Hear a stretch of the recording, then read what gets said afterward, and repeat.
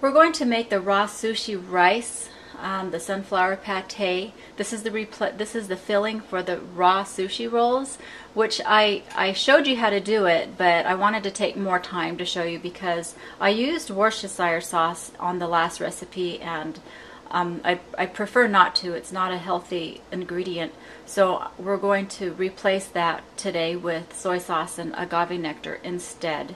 And if you want to know what I mean, go ahead and read the ingredients of Worcestershire sauce, and you'll see that there's some unhealthy ingredients in there. I like this version better anyway, and I'm going to make this recipe yield a little bit more than the last recipe. So let's go ahead and get started.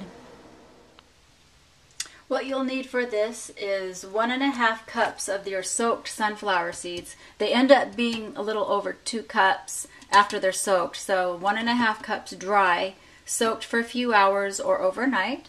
I'd say about at least 2 hours if you're going to do it quickly. And then I have here 8 to 9, I actually have 9 sun-dried tomatoes in here, and a large clove of garlic. Okay, and the replacement for the Worcestershire sauce that I talked about earlier will be 1/4 cup of soy sauce. Actually, I use organic shoyu, which is a soy sauce, a raw soy sauce, but you can use your choice of soy sauce, which is 1/4 cup, and 1/4 cup of agave nectar. And then there's 2 tablespoons of toasted sesame oil, which is optional, but it gives it a really nice Asian flavor. It's optional because it's not raw. Obviously, it's toasted. So if you're really into raw, don't use this. And the last ingredient is going to be a nori sheet. And what I do is I fold it several times, and then I rip it into small pieces and throw it in. This is optional also. It gives a background seaweed flavor. If you don't like that flavor, don't use this. So if the only things if you deleted the seaweed, the nori sheet, and the sesame oil, it's still a really yummy Asian flavor pate, and you can use it on crackers or in a nori roll or whatever. Okay, so I'm going to put that all into my food processor and blend it till it's about the consistent, not smooth like a cream, but so that it still has some body to it. Okay, everything's in. I'm going to blend this now, or process it.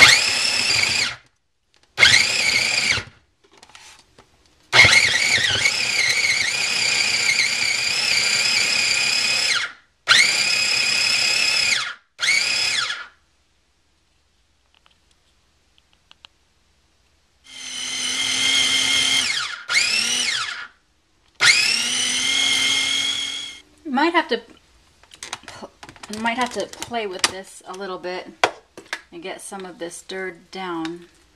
And if it becomes too thick, you can add a little bit more agave nectar or soy sauce. But I think it looks pretty good. I just want to make sure that I get those tomatoes and the garlic in process. So I'm going to do this just another minute. It's good.